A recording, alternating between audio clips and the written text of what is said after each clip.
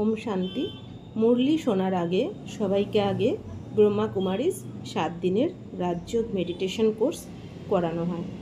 কারণ এই কোর্স করার পরই সবাই বুঝতে পারবে যে মুরলিতে যে বাবা শব্দ বলা হয় আসলে তিনি কে, কী তার পরিচয়। ড্রামা শব্দের অর্থ অথবা কল্প শব্দের অর্থ, চক্রবর্তী রাজা, সদর্শন চক্র ইত্যাদি বোঝার জন্য অবশ্যই 7 দিনের কোর্স করানো হয়।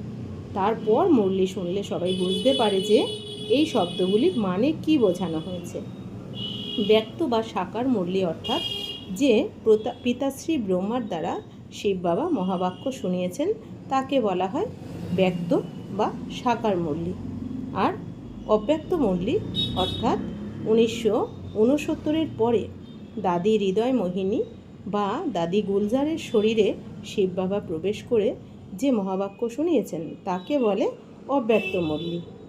সাকার মুরলির দ্বারা আত্মা, পরমাত্মা, সৃষ্টিচক্র, আদি, মধ্য, অন্ত, রাজযোগ ইত্যাদি সমস্ত জ্ঞান পাওয়া যায়।